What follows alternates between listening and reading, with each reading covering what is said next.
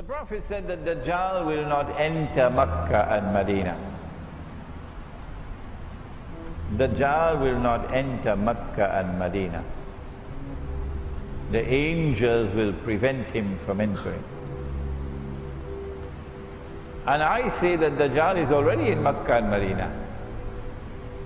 If you go to perform Umrah, you see DAJJAL everywhere you turn. Meaning, you see the footprints of DAJJAL, you see the evidence of DAJJAL everywhere you turn. Go to Makkah and Medina today.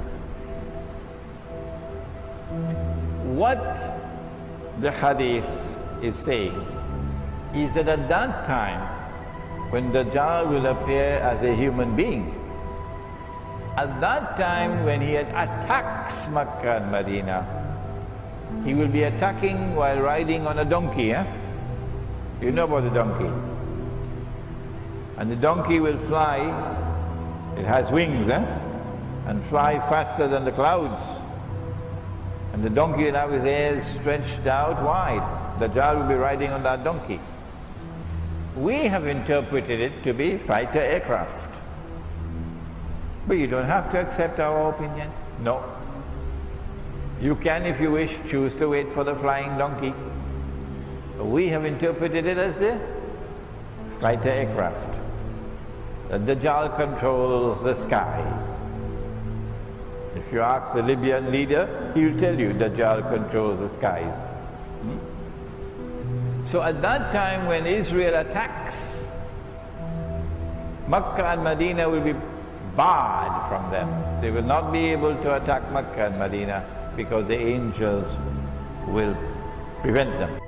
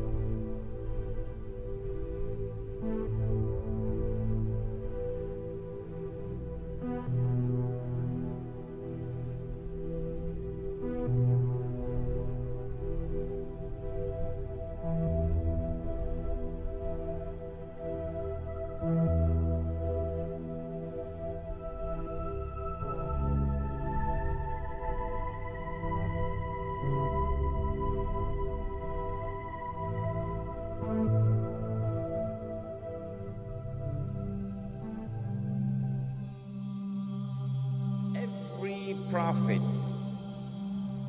warned his people about the Antichrist, about DAJJAL, the false Messiah. And the prophet Noah warned his people.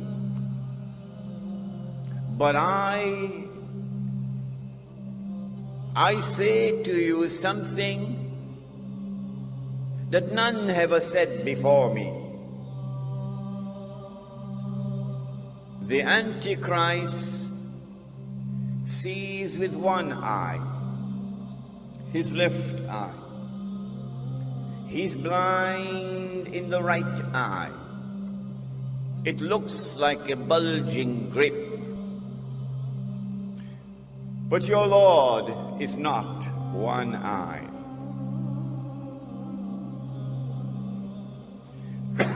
Between his eyes, on his forehead, is written the word kafir, disbeliever. And every mu'min will be able to read it. A mu'min is the one who has accepted the religion, the true religion, but has not only accepted it with the lips, but the truth has entered into the heart. The one who has faith is a mu'min. And so every mu'min will be able to read and recognize disbeliever. Whether that mu'min is literate or illiterate.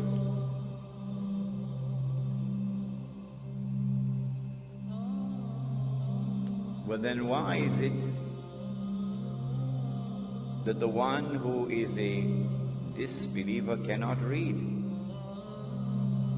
How come? The one who has faith can read. The one who has no faith cannot read. So maybe we should send him to the eye specialist, have his eyes examined. Why can't you read? But the report comes back from the eye specialist, perfect vision, no glaucoma, no cataract. His eyes are perfect. Well, then why can't he read? Even though his eyes are perfect. And why is it that the one who has faith can read and recognize kafir, disbeliever? Maybe that the one who has faith is not reading with these eyes. Do we have any other eyes beside these eyes? Do we have any other ears beside these ears? Do we have any other means of acquiring knowledge other than through sense perception and rationality, through observation? The modern godless world says no. The Quran says yes. The Quran says that the heart can see. The Quran says that the heart can hear. When faith enters into the heart, then Allah puts nur in the heart, light. And with that light, the heart can see what these eyes cannot see. And so now it is plain and clear that when the one who has faith is seeing, he's seeing with more than these eyes. He's seeing with the heart. And so now it is also plain and clear that when DAJJAL sees with the left eye, it symbolizes external vision. When DAJJAL is blind in the right eye, it symbolizes internal blindness. With this introduction, we understand now that when we're dealing with the subject of the Antichrist, there is a lot of symbolism involved in it. Religious symbolism, which needs to be interpreted. DAJJAL means one who deceives. And so the Antichrist has a PhD in deception. In everything connected with the Antichrist, appearance and reality are opposite to each other.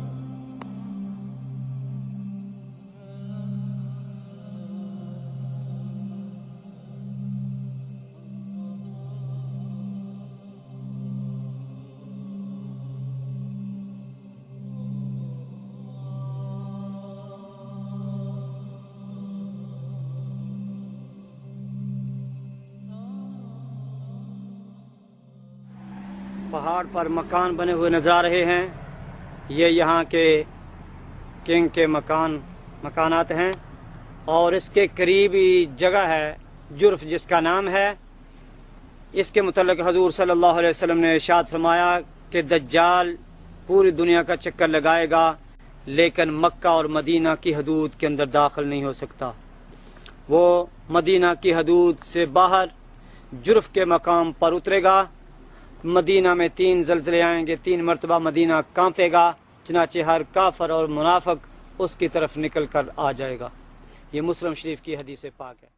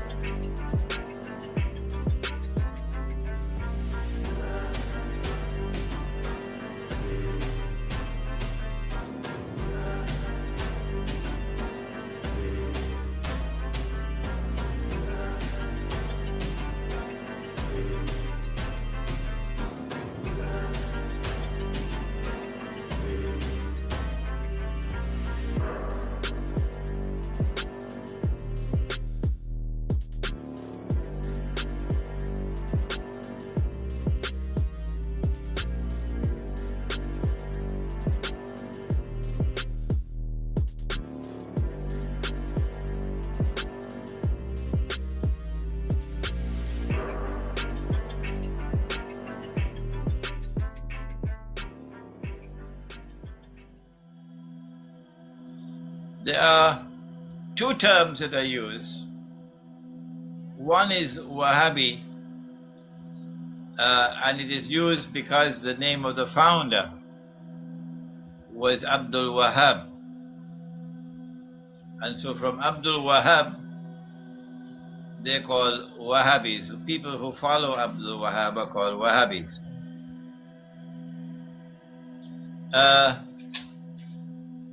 But they didn't like that term, and so they have coined another term. They call it Salafi, and this referred to the early community. Like you had the early Christians, so too you had the early Muslim community. And they say that our Salafi community is one which struggles to restore the way of life of the early Muslims, the Salafis. But your question is directed towards the political implications of the emergence of the Wahhabis in Saudi Arabia. And without any question of a doubt, this was a marriage of convenience between a religious movement that was in very many respects similar to Protestantism in Europe, a religious movement which was turning away from the spiritual heart of the religious way of life and was restricting the religious way of life to the following literal interpretation of only texts. Religion is founded on texts, T-E-X-T-S, and these texts must be understood literally unless interpreted otherwise by the Prophet himself and by his companions. It led to a kind of blindness, and as a consequence, this marriage of convenience between this religious movement and a political movement led by the Saudi family eventually made an alliance with Britain in the first Arab Spring, when Britain was looking for pro-Western governments to rule over the Arab world. And they successfully installed in Arabia a pro-Western regime called Saudi Arabia. This was the first major sign of a blindness, a religious blindness in the Wahhabi movement of the Salafis, that they could not stand up and offer a masculine challenge to this betrayal of the Prophet and betrayal of Islam in a Saudi Arabia which has become an ally of the modern West,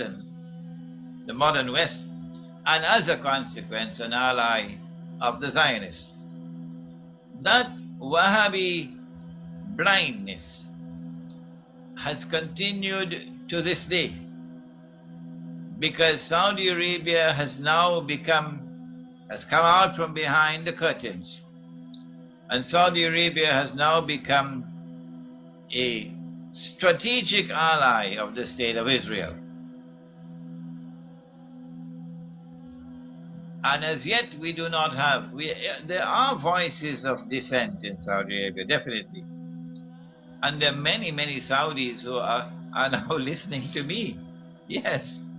But the Saudi religious establishment continues to display a pathetic blindness and an incapacity to recognize the betrayal and to stand up and to denounce it and to struggle to liberate Arabia from the hands of those who have taken it into the bosom of Zionism.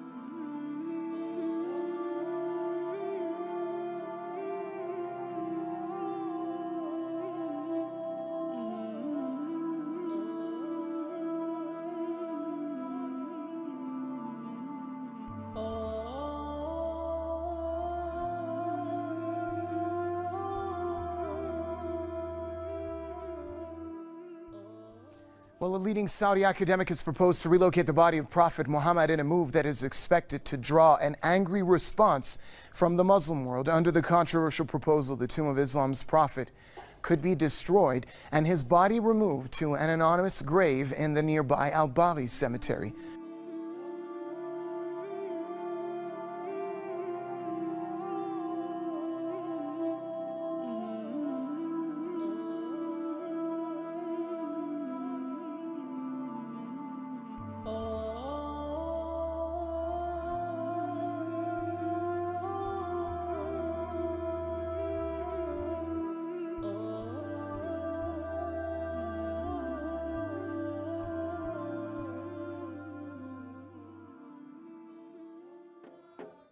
In the centre of Rome on Saturday, Italians and visitors to the city discovered the heritage and civilization of Saudi Arabia and the Arabian Peninsula. At the festivities, 160 unique historical artifacts were on display at Rome's Vittoriano Museum, marking the first time that archaeological pieces from Saudi Arabia's history were exhibited in a foreign country.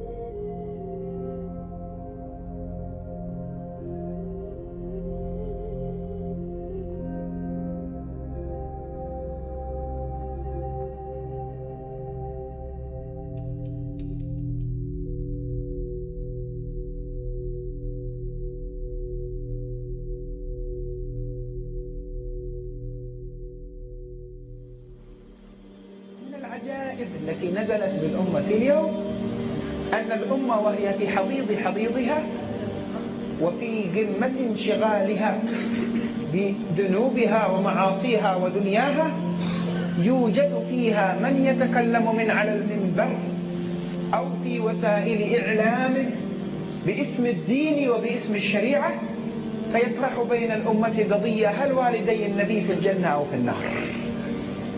وكأنه قد دخل الجنة وتربع فيها واطمأن ليتلفت بعد ذلك من في الجنة ومن في النار. إن من وراء هذا الكلام إعداد لفصل الأمة عن حقيقة صلتها بالنبي صلى الله عليه وسلم. لو كانت القضية قضية والدي المصطفى فقط لكنا زلة قدم، لكن في نفس الوقت يثار بجميع ما يملك هؤلاء القوم من وسائل، وهي وإن كثرت في تقدير الدنيا كثير فهي قليلة ناقصة، لأنها باطل يوشك أن يندحر عن الأمة باندحار الباطل عنها. بكل الوسائل التي يستطيعونها نسمع: والد النبي في النار، أم النبي في النار. طيب أبو النبي وأم النبي في شيء ثاني؟ أيوه، مدينة النبي لا تسموها منورة، هي نبوية خلاص ما عادت منورة. طيب حاضر، أبو النبي وأم النبي ومدينة النبي. طيب وآل البيت ما زي الناس مثل الناس، ما في فرق بينهم وبين الخلق. إيش آل البيت؟ إيش هذا التميز؟ ما عندنا هذا الكلام في الإسلام. ما له ميزة. الحسين مثل بقية الناس، اعمل تمام تكون مثل الحسين. عجيب. طيب خلصتوا خلاص؟ لا لا لا، عجيب. طيب هذا أبو النبي وأمه، مدينته، أهل بيته، أصحاب النبي يا جماعة. أيوة أصحاب النبي يخطئون ويصيبون يا جماعة. ابن عمر كان يتبرك بآثار. لا لا ابن عمر غلط. طيب خلاص خلصتوا اللي عندكم؟ لا لا لسه.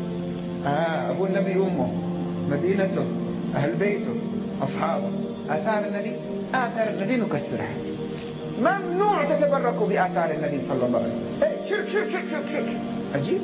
شرك شرك شرك شرك يا جماعة. سيدنا عبد الله بن عمر في صحيح البخاري كان يتمسح برمانة منبر النبي. لا لا لا تهور. عجيب عجيب. طيب وآثار النبي هي عشان خلص الموال. انت اللهم صل على النبي. لا لا لا ترفعوا صوتكم بالصلاة على النبي. ممنوع. بدعة لو رفعتوا أصواتكم بالصلاة على النبي.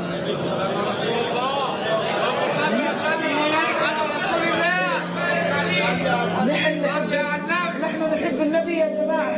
أيوة لكن خلاص سنة ممنوع. لا تصلي في سرك بس خلاص ممنوع. بدعة لا ترفع صوتك. بلعنا. طيب ممنوع. أبو النبي وأمه، أهل بيته، أصحابه، مدينته، آثاره، حتى الصلاة عليه كمان ممنوع. يا كحلاوي أنت تمدح النبي. بدعة. إيش يمدح النبي؟ لا تطروني كما أطرت النصارى عيسى بن مريم ولا تقولوا عبد الله. تعال. إذا المسألة وراءها شيء. لو كانت قضية أبو النبي وأمه فقط، مساكين غلط ما فهموا النصوص، ما فهموا الأدلة. لو كانت قضية أهل البيت وحدهم، مساكين ما فهموا وخافوا من الغلو، جزاهم الله خير. لو قضية مدح النبي، لكن كل المسائل المتعلقة بالنبي خلاص مات ما عاد ينفع ولا يضر. خلاص يلا. عجيب يا جماعة. احنا رايحين للحجاز بشد الأنفس، شقيت عمري لأجل أحصل التذكرة أروح لمكة وزور النبي. لا، ليس من أركان الحج ولا من شروطه ولا من واجباته ولا من سننه زيارة النبي. من قال لكم أنها من الشروط والواجبات في الحج؟ هي من شروط وواجبات المحبة، شيء ما تعرفونه أنتم. عجيب. المسألة وراءها شيء. ليست المسألة عدم فهم للنصوص. هناك قضية بين القوم وبين سيدنا محمد. هذه المسألة. نحن نحب النبي. كذبتم والله. لو أحببتم النبي ما قبلتموه بمثل هذه المقابلة.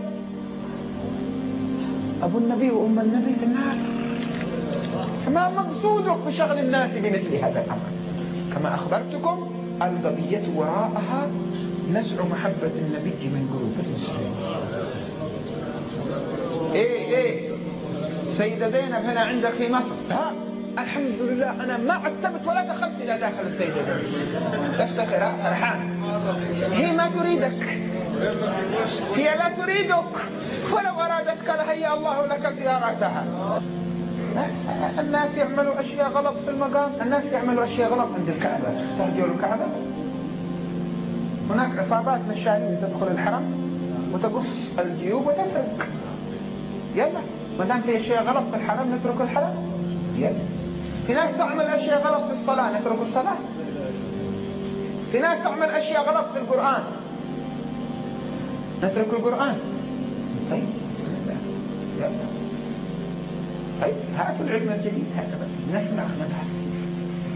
وناس تعمل شيء غلط في السنة، محدثون دخلوا باسم الحديث ووضعوا أحاديث على رسول الله، كذبوا على رسول الله متعمدين. يلا ما دام السنة فيها ناس غلطوا وهناك قالوا غلط نترك السنة. أيوة نترك القرآن، نترك السنة، نترك الكعبة، نترك أهل البيت. جيبوا الخلاصة، نترك الدين قصدكم. هذا نهاية الكلام. أعداؤنا لما فشلوا في أن ينتزعون من الدين بصراحة دسوا بيننا من يتكلم باسم الدين ليستل الدين من قلوبنا. فتن كقطع الليل المظلم يصبح الرجل فيها مؤمنا ويمسي كافرا، يمسي كافرا ويمسي مؤمنا ويصبح كافرا. لما يا رسول الله؟ تعالوا أقول لكم إيش السر أيضا مع عدم المحبة. يبيع دينه بعرض من الدنيا قليل. الحمد لله